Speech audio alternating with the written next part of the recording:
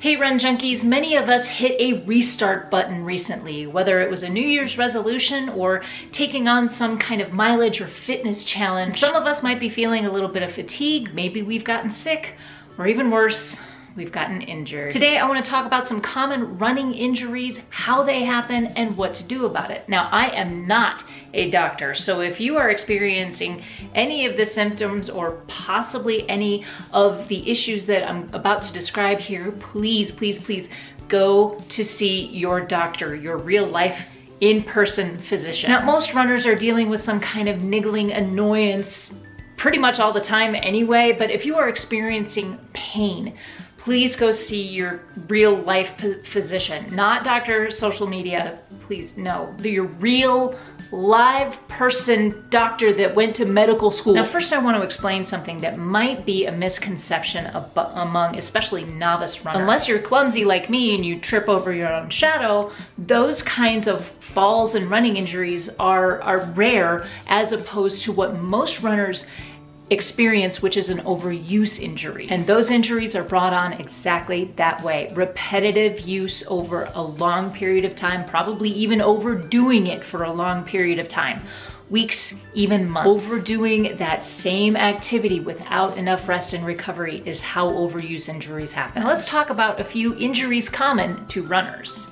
Again, I'm not a doctor. If you are experiencing any of these symptoms or have a question about them, talk to your doctor. I'm just making you aware of them. Runner's knee is probably the most common, probably the one that you've heard the most about. And it's caused by the knee maybe being out of alignment. Maybe you are not activating your glutes when you run. Maybe the cartilage is wearing down in the knee joint, or in my case, it's lack of strength in the lower quads. That's actually what's been happening to me right now. Again, this is the most common overuse injury, meaning that it does not happen typically in a single event. You may not even feel it when you're actually running. When you'll feel it is when you're going up or downstairs, or if you're sitting with your knees bent underneath you. After talking with your doctor about how to deal with runner's knee, the best thing you could probably do is learn proper running form, strength train, maybe even rest. Achilles tendonitis is also a common running injury. Again, it's an overuse injury, and it's one that I've actually had to deal with off and on for a while. It can be caused by adding too much distance too soon. It can also be caused by tight calves, both of which were my problem at one point, and I had to actually slow down and take some mileage off of my plan. It's how I sit at my desk and how I sit on my couch. I mean, I am really bad at how I sit. I sit poorly. Foam rolling before and after a run and stretching after a run can help alleviate this Achilles tendonitis issue, but you probably want to back off on mileage a little bit. Now, muscle pulls or strains are injuries that occur basically within a single event. It's really what happens when you overstretch or overwork a muscle too quickly. These are the kinds of injuries that make us say, okay, warm up and stretch before you do the main set of your workout. Do your foam rolling, stretch after your workout. Muscle pulls are common when we stretch cold. And by that I mean when we just, before we do anything, we start doing those quad stretches and calf stretches. If we have not moved at all, that's the kind of thing that can cause those muscle pulls and strains. So if you want to avoid that type of injury, you might warm up with a light jog or a brisk walk or even a spin on the bike for 5 to 10 minutes before you stretch, then go for your run. That's why these stretches right here are amazing. You can even save those stretches for the end of your workout.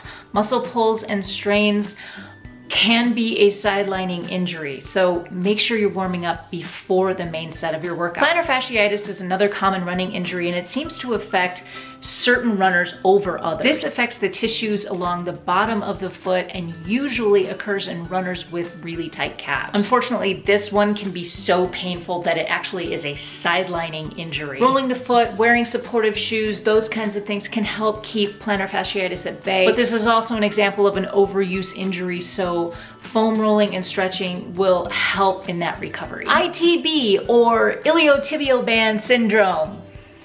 The IT band. You know where that is? Yes, that is the long and strong ligament that stretches from the top of your hip to your knee. You might feel pain or tightness along that IT band, but sometimes it can be so strong that if it is not loose and mobile, it can actually affect other parts of your running form. It's so big and so strong, and it can affect so many other things within the kinetic chain, causing secondary issues. Foam rolling before and after a run is a great way to keep that IT band nice and loose. There are quite a few other common running injuries, and I'm not going to get into them all here.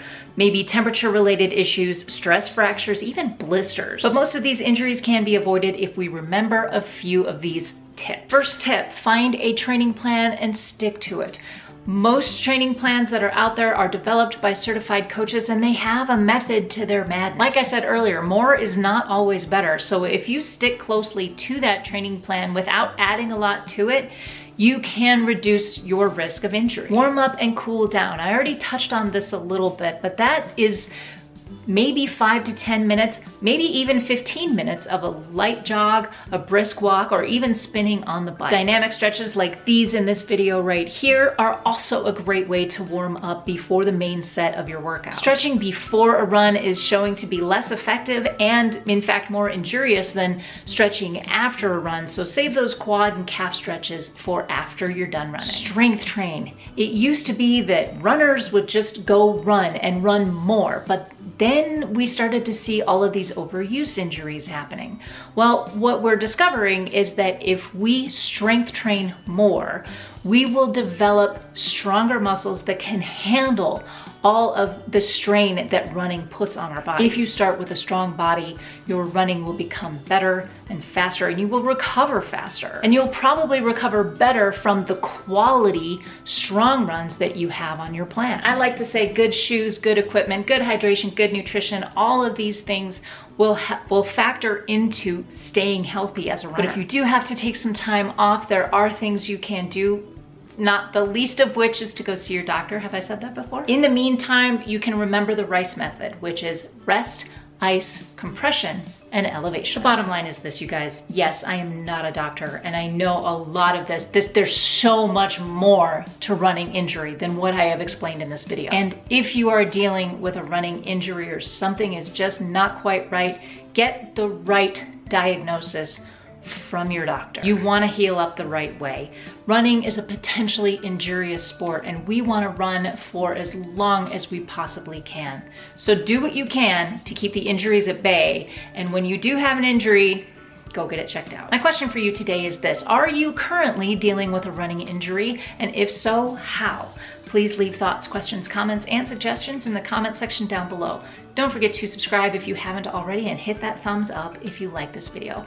Guys, that's it for me today. Thank you so much for watching. Go find your awesome, and until next time, stay healthy and happy running. But most of these injuries can be avoided if we remember. But jeez. Don't do this to me. There you go, good boy. Good boy.